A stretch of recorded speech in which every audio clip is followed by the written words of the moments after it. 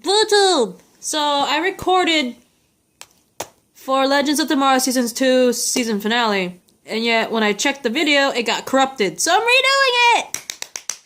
Anyway, this is Legends of Tomorrow season finale, Season 2, Episode 17, titled Aruba.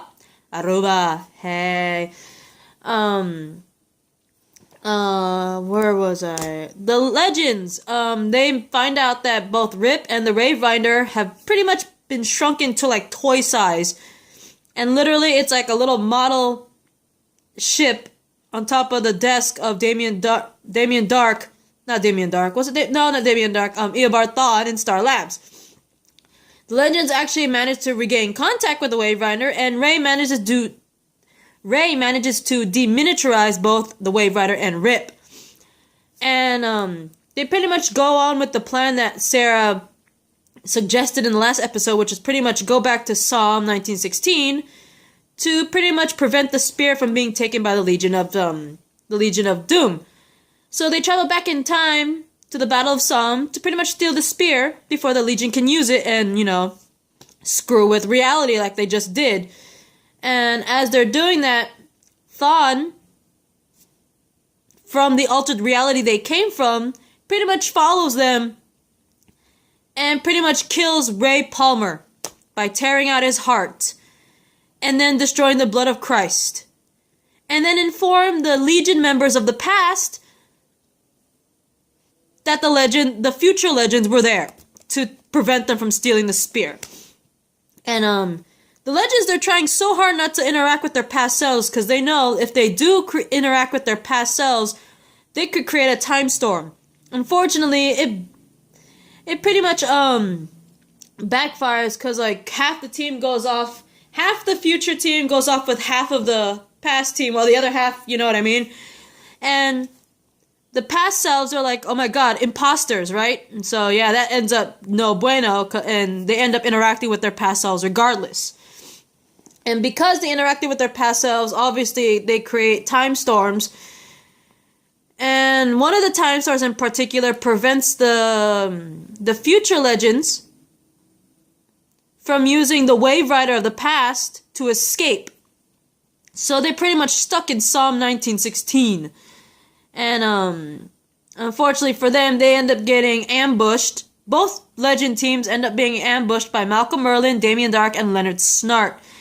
And during that subsequent battle, if I remember correctly, one by one, Merlin, Dark, and Snart, one by one, managed to kill off some of the future Legends, one by one.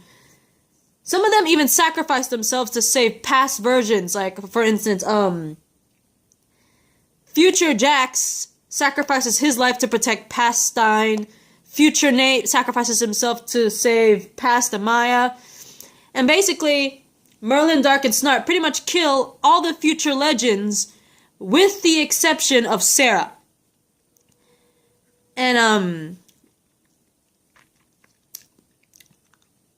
because of the fact that, you know, the future selves, they were sacrificing themselves and all that to help the past Legends to prevent the Legion of Doom from creating that horrible, horrible reality, because they pretty much figured out that their future selves are there because something went wrong, obviously, right? They're like, and they also realize that 3 of their members are missing. Well, not 3, hang on.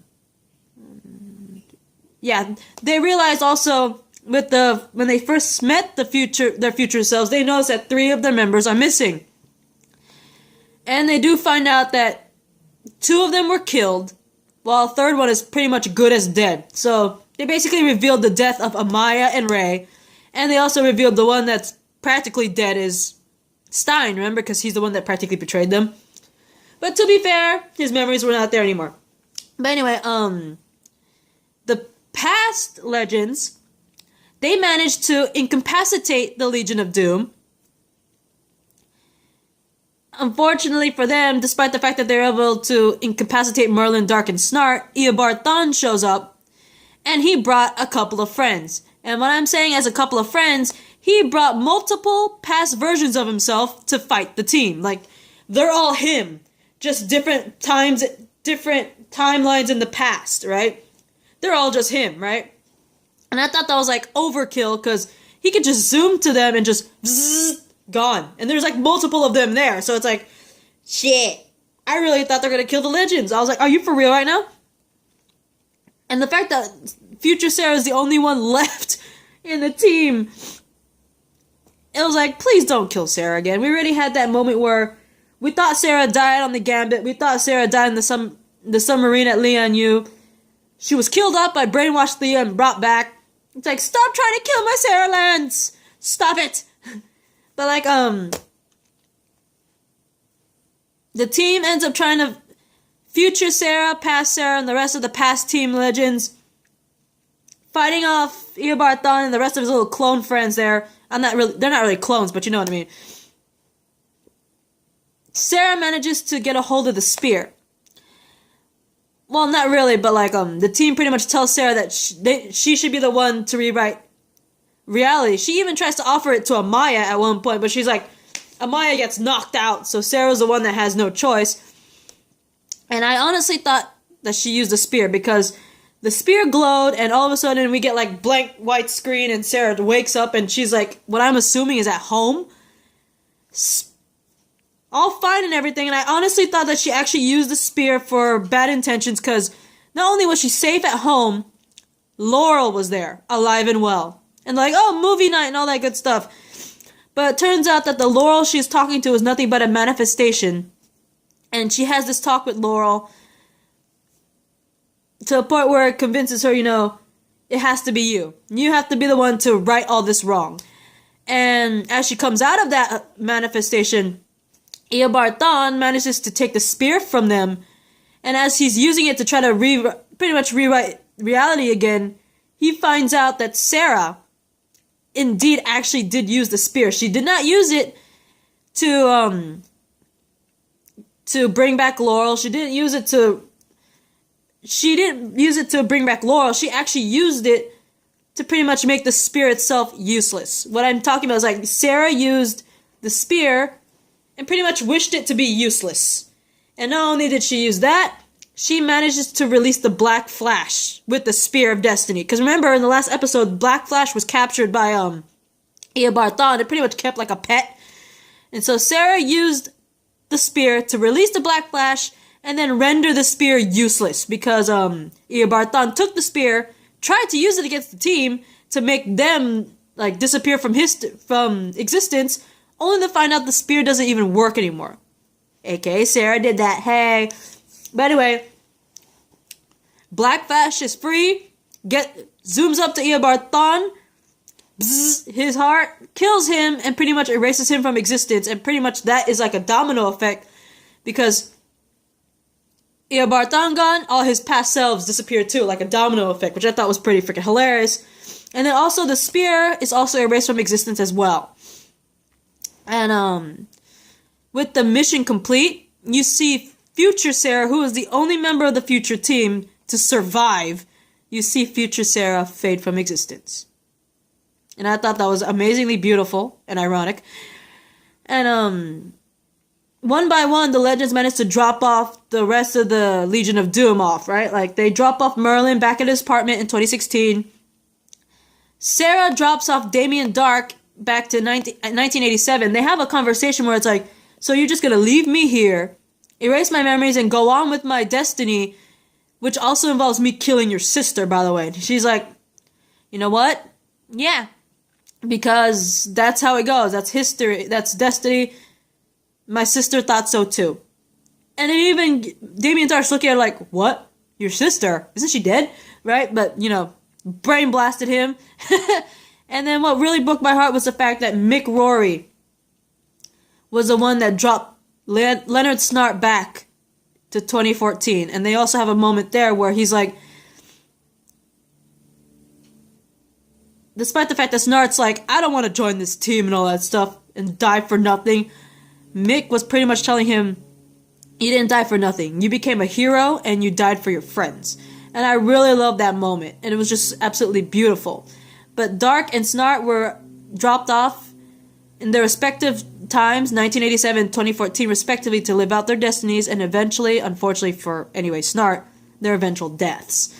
But anyway, as that's happening, it looks like Maya's packing because she's like, the mission's done, there's no reason for me to stay, you could just drop me off where you pick me up with the JSA.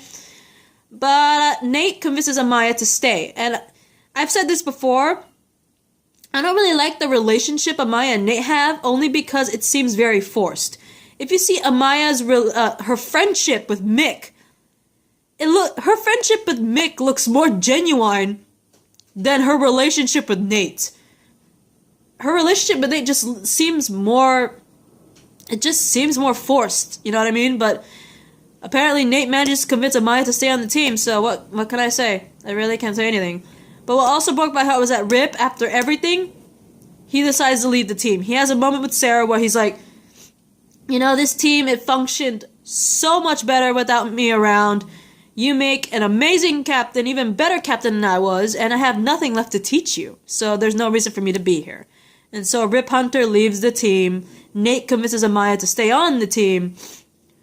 And, the legends are like, we need a break. We need a vacay, right? And so they all ask Mick, where do you want to go? And I thought this was cute, because for the longest time when I heard the title of this episode, I was like, are they going to Aruba? Now I won't know why it's called Aruba, because the legends are asking Mick, where do you want to go for vacay? And Mick literally suggests Aruba 2017.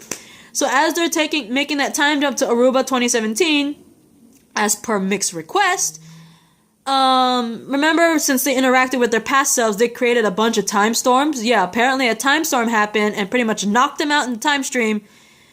They found themselves knocked out of the time stream. They were still in 2017, according to Gideon, but instead of Aruba, they're in Los Angeles, California, 2017. And as they're looking out the window, they realize they really did F up the timeline, because yes, they're in Los Angeles 2017, but the problem was all the buildings there in Los Angeles, California 2017, they're all from different time periods, and LA is literally swarming with dinosaurs. So it's like, you guys effed up the timeline that bad. There are different time period buildings everywhere, and we're swarmed with dinosaurs. I could be with T-Rex right now, right in this room or something, because of you guys, right? So it's like, damn. In my honest opinion, if they were going back to try to prevent the Legion from stealing the spear, it was like they were going to run it. They were going to have to interact with their past selves eventually. I saw them not pulling that off. If they were trying to avoid the past selves, I don't see that happening. Obviously, it didn't. I like the fact that they brought Merlin, Dark, and Snart back to the time periods that they were stolen from, basically. I like the moment of, Sarah pretty much letting go of Laurel's death in her own way when she dropped off Damien Dark. I love the moment with Mick and what Mick had when he dropped off Snart.